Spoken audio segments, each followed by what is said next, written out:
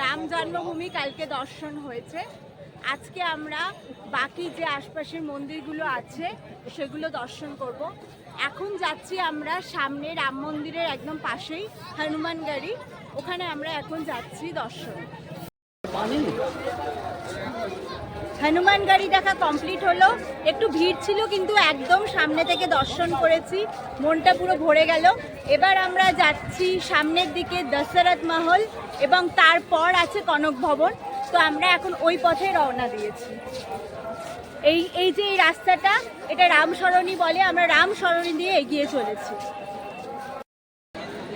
পিছনে এটা হচ্ছে দশরথ মহল।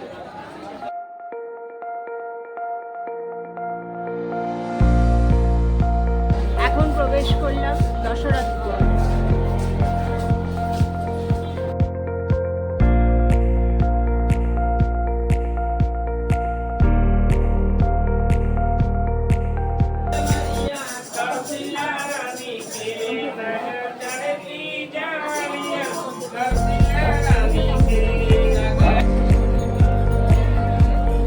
প্রবেশ করছি দশরথ মহলের ভেতরে, অন্দর মহলে।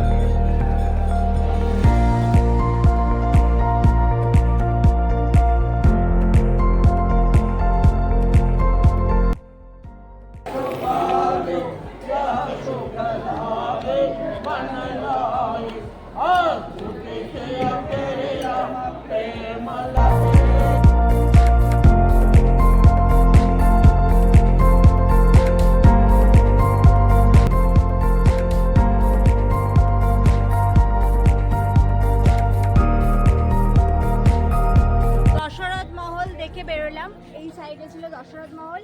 এবার এই রাস্তার সোজা যাচ্ছি, এই রাস্তার সোজা হচ্ছে কনক ভবন। তো আমরা এখন কনক ভবনের উদ্দেশ্যে রওনা দিলাম। পৌঁছে গেছি কনক ভবনে, সামনে হচ্ছে কনক ভবন।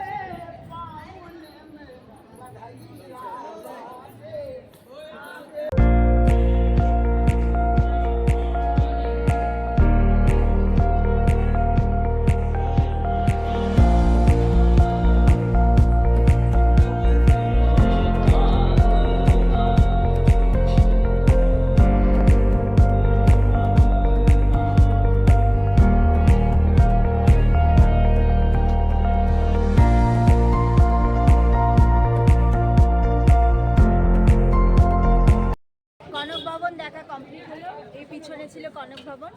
তো কনক ভবন, দশরথ মহল, হনুমানগাড়ি আর আমাদের যে রামলালার জন্মভূমি সেগুলো সব দেখা কমপ্লিট হয়ে যায়। অযোধ্যায় রাস্তায় দাঁড়িয়ে এটা হচ্ছে ঘুগনি, পাপড়ি, এগুলো একটু চাটনি দিয়ে একটা সুন্দর চাট বানিয়ে দিয়েছে। তো ওটা এখন টেস্ট করছি।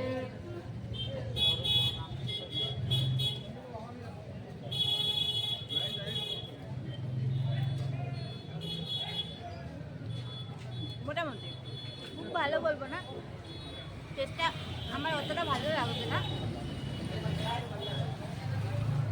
অন্যরকম লাগবে, খুব একটা ভালো।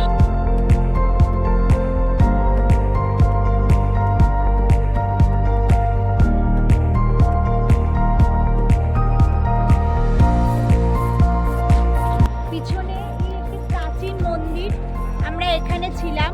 অযোধ্যাতে প্রায় ৬,০০০-এর উপর মন্দির আছে এবং আমি এই মুহূর্তে যেখানে দাঁড়িয়ে আছি তার চারপাশে লক্ষ্য করলে আমি দেখাচ্ছি কত মন্দির দেখা যাচ্ছে। সামনে সামনে একটা মন্দির, এইদিকে দেখুন, এদিকে মন্দির, সব মন্দির।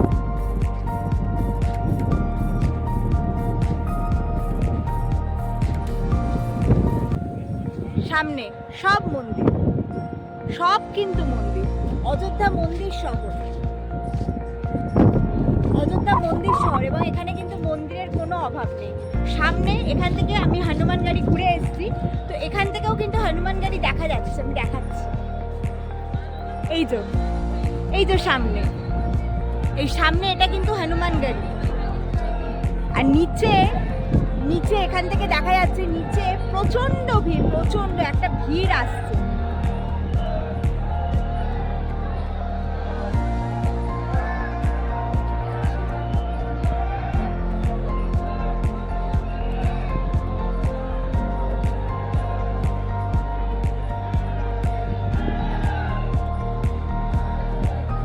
কি প্রচন্ড রকম ভিড় আমি এই উঁচু থেকে দেখতে পাচ্ছি, প্রচন্ড ভিড়, প্রচন্ড।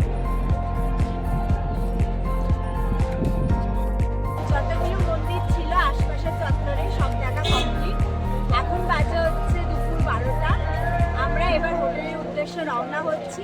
আবার বিকেলে রামকেপেয়ারি, নয়াঘাটের আরতি এবং ওই পাশে লতা মঙ্গেশকর চক যেগুলো আছে সেগুলো আমরা রাত্রে কভার করব।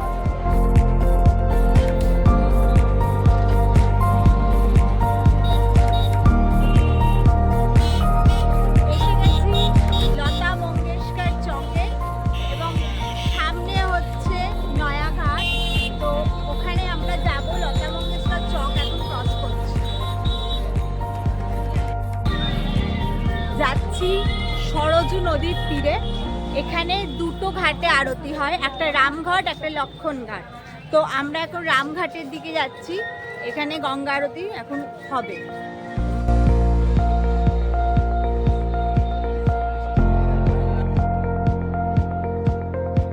সামনে এটা হচ্ছে সরজু নদী, ঠিক সরজু নদীর তীরে এখানে আরতি হচ্ছে। এখানে এখন আরতি শুরু হয়নি, আরতি শুরু হবে।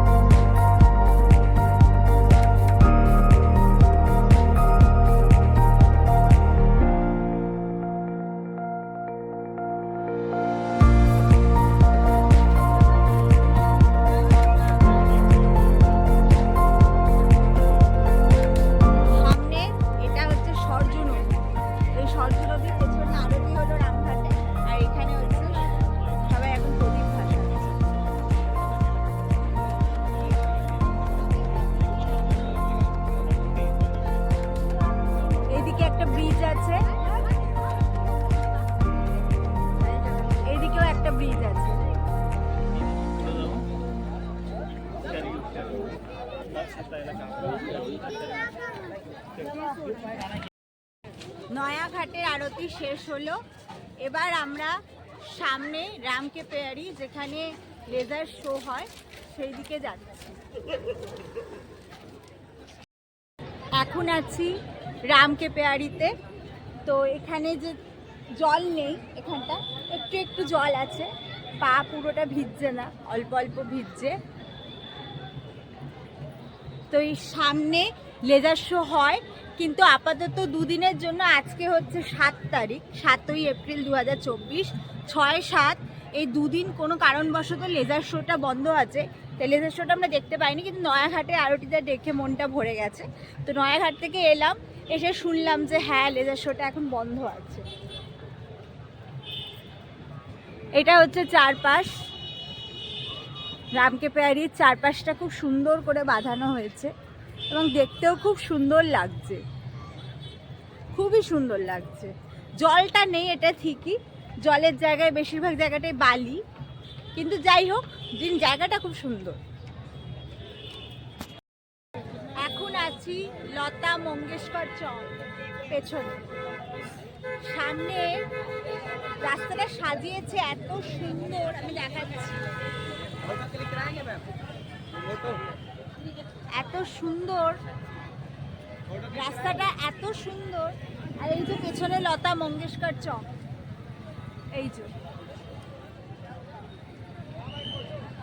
খুব সুন্দর। মানে আমরা যে ইউ টার্ন নিই, ইউ টার্নটা এরকম ভাবে সাজিয়েছে, খুব সুন্দর লাগছে।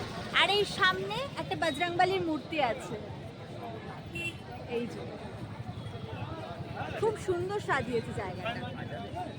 রামকে পেয়ারি, নয়াঘাট আর লতা মঙ্গেশকর চক সমস্ত কিছু দেখা কমপ্লিট। এবার আমরা রাম মন্দিরের কাছে যেখানে আমাদের হোটেল, আমরা সেখানে যাচ্ছি। এখানে অযোধ্যার নিজস্ব বাস সার্ভিস, সেই বাসে করে একদম আমাদের হোটেলের যে সামনে, যেহেতু রাম মন্দিরের কাছে আমাদের হোটেল, সেই বাসটা একদম আমাদের হোটেলের সামনেই নামাবে। তো আমরা সে বাসে করে যাচ্ছি। বাসটা এখনো ফুল হয়নি বলে ছাড়েনি, কিছুক্ষণের মধ্যেই ছাড়ছি।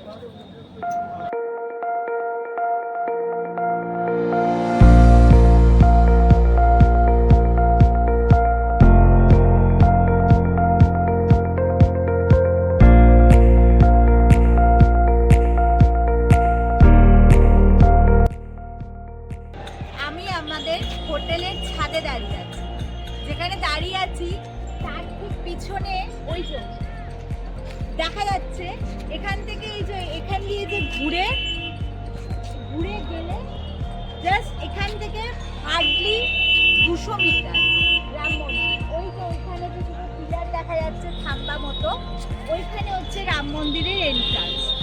আপনারা যদি আসেন রাম মন্দিরে তাহলে এই হোটেলে থাকা বেস্ট, কিন্তু কি ঘরের খুব সমস্যা। অনেক হোটেল আছে কিন্তু বেশিরভাগের বাইরেই লাগানো হাউসফুল, তাই আসলে আপনারা চেষ্টা করবেন আগে থেকে হোটেল বুক করে নেওয়ার, যদি সম্ভব হয় তো। আর যদি সম্ভব না হয় একটু হাতে সময় নিয়ে আসবেন, কারণ হোটেল খুঁজতে একটু হলেও সময় লাগছে। তো যাই হোক, আমরা ফরচুনেটলি এই হোটেলটাই পেয়ে গেছিলাম জায়গা, এবং সামনেই রাম মন্দির, আমাদের বেশি যেতে হয়নি। ওই যে রাম মন্দির, রাম মন্দিরের পরে যেটা দেখা যাচ্ছে সেইটা হচ্ছে হনুমানগাড়ি। হনুমানগাড়ি থেকে একটু এগোলেই দশরথ মহল, দশরথ মহল থেকে একটু এগোলেই কনক ভবন।